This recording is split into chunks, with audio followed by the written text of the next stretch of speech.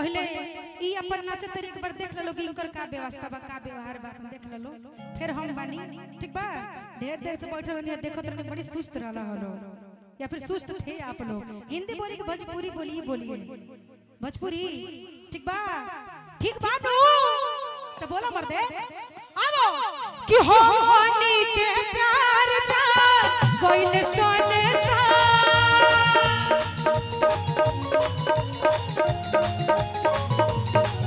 हमनी के प्यार जान कोइल सोने सा लेके भाग चल रे जनुआ सात समुंदर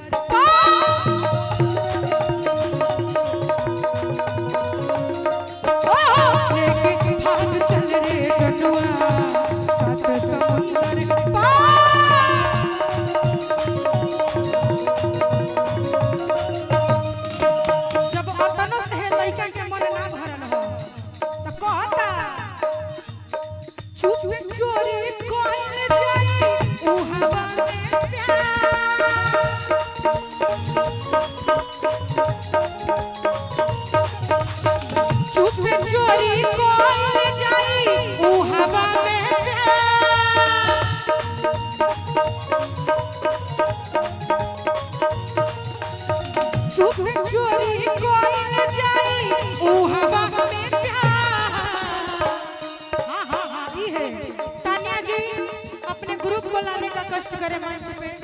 ठीक है लेके भाग चल रे जनुआ सात समुंदर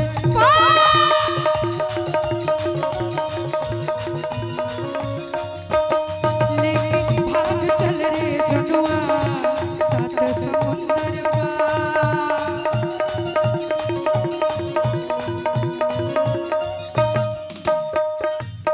ठीक लगता है एनर्जी बाइन में नो एनर्जी देखबा लो। कलाकारी कौन चीज के कहाला मर्दे जहां वादन गायन नृत्य ना होखो वो कलाकारी हो। हर प्रकार के गायक है दुनिया में भरल बा। कुछ कलाकार के गावे के लूर नइखे तब बड़ घमंड बा मर्दे आ जेकरा लूर बा ओकर घमंड नइखे लेकिन का करबो कहे के बा अब आओ हेने अब इधर आओ खड़ी हो ठीक से ऐसे चलो जैसे करूंगी वैसे करोगी ना करवाए में बड़ी आगे बढ़ो। उहाँ जाके कोयल जाई चुप छोरी प्यार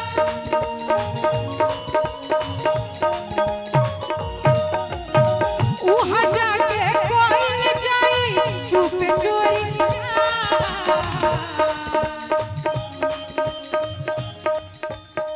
चुप छोरी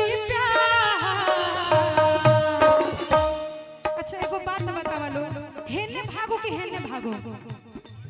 हेने हेने ना ना गिर जाम सो चलो आगे भागे क्या आओ आओ आओ आओ आओ इधर इधर इधर इधर भागा देनो मन कर तो ढकेलियो दे लेके भाग चल रे जनुआ सात समुंदर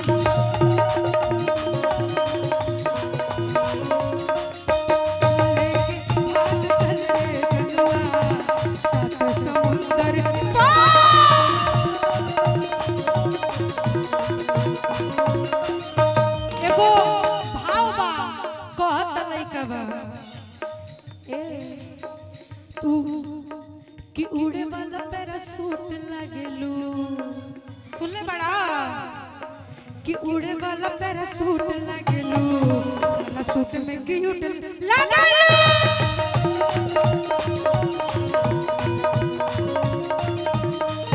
उड़े वाला पैरासूट लागेलू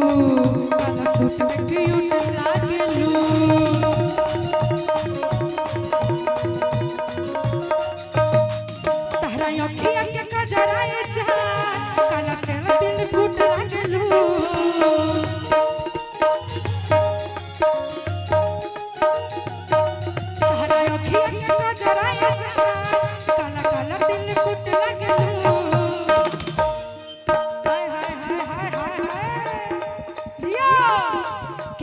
हर घड़ी बोला उड़े वाला पैरासूट लगेलू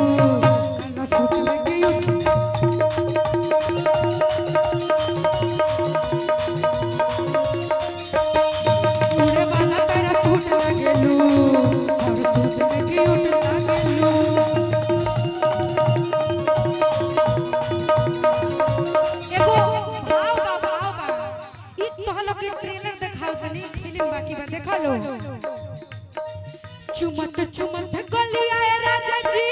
गलिया छिलैले आहे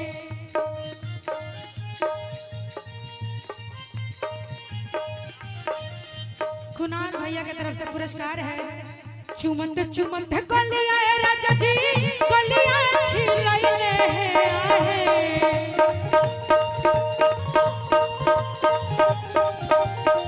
चुमत चुमत गलिया राजा जी गलिया छिलैले तब नाही काहे राजा तब नाही काहे राजा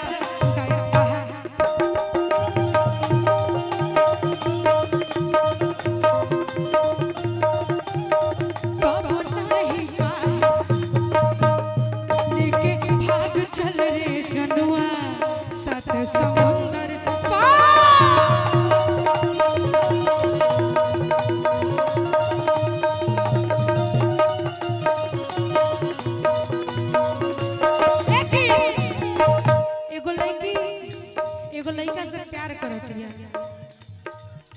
ये हाँ तनी खड़ा होना जी मुंह दिखाओ तो कौन है प्यार करत दिया तो कहत दिया लड़किया कि अब तो तुम्हारी शादी हो गई तुमने मुझे बर्बाद कर दिया लेकिन जिससे तुम्हारी शादी हुई है वो भी बर्बाद है। लड़का पूछा कैसे लड़की कह रही है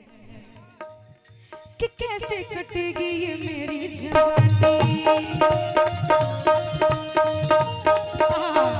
बड़ी दुख भरी है ये तेरी कहानी मान के चलो लइकवा हम लइकवा के बारे में जननी तो हम लइकवा के छोड़ देनी लाल पियर बन पर वाइट लगाओ वाइट वाइट मैं लड़के को छोड़ दी लड़के की शादी इससे हो गई तो ये कह रही है कि कैसे कटेगी ये मेरी जवानी बड़ी दुख भरी है ये मेरी कहानी बहुत दिल किया पता पहले ही रात मुझको चला है पूछो लोग कि क्या पता चला है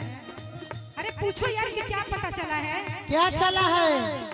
पता पहले ही रात मुझको चला है आई हो मना बबीता जी कहतरी उनकर बिया अभल बक मर्दा से कहतरी पिया छक्का मिला है पिया छक्का मिला है पिया छक्का मिला है पिया छक्का मिला है ए प्रियंका प्रियंका प्रियंका प्रियंका सुन सुन सुन बड़ी दुख भरी है ये मेरी कहानी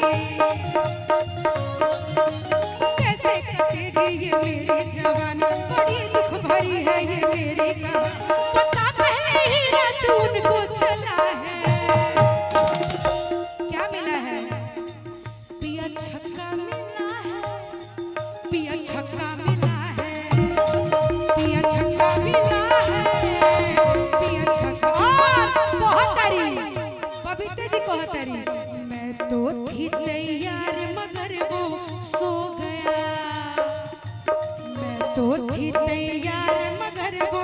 सो गया शादी से पहले राजा जी